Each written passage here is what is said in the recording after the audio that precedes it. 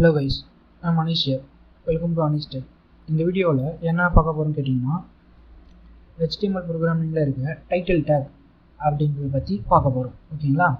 இப்போது இந்த title take வந்து எதுக்கு யூஸ் ஆகுது அப்படின்னா, ஒரு வெப் பேஜ் அப்படின்னா அந்த வெப்சைட்டுக்கு உண்டான நேமை டிஸ்பிளே பண்ணுறதுக்கு யூஸ் ஆகிற ஒரு டேக் தான் வந்து டைட்டில் டேக். ஓகேங்களா? இப்போ இந்த இடத்துல நம்ம யூஸ் பண்ணுற கோட் எடிட்டர் என்னன்னு கேட்டிங்கன்னா Sublime Text. இப்போ இதில் வந்து HTML அப்படின்னு டைப் பண்ணிங்கன்னா HTML சின்டாக்ஸ் வந்து லோட் ஆகிடும். இப்போ இந்த டைட்டில் டேக் அப்படின்ட்டு இருக்குதுன்னா இந்த டைட்டில் டேக்கில் நம்ம சேனல் நேம் கொடுக்கலாம். இப்போ நம்ம சேனல் நேம் Anish Tech ஓகேங்களா? இப்போ Anish Techனு கொடுத்துட்டு சேவ் பண்ணிவிட்டு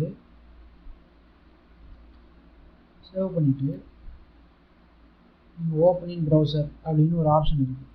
இப்போ இந்த ஓப்பனிங் ப்ரௌசர் அப்படின்னு ஆப்ஷன் ஓப்பன் பண்ணால் இப்போ இந்த இடத்துல லோட் ஆகிருக்கு பார்த்தீங்களா, Anish Tech அப்படின்ட்டு லோட் ஆகிருக்கு.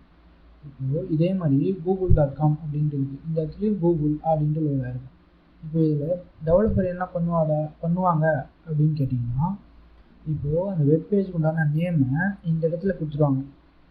இப்போ இந்த வந்து www.godaddy.com அப்படின்ட்டு இருக்குன்னா இந்த இடத்துல GoDaddy அப்படின்ட்டு கொடுத்துருவாங்க. அப்போது டிஸ்பிளே ஆகும்போது இப்போ நம்ம Anish Tech டிஸ்பிளே ஆச்சுன்னா அந்த இடத்துல GoDaddy அப்படின்ட்டு டிஸ்பிளே ஆகும். புரியுதுங்களா?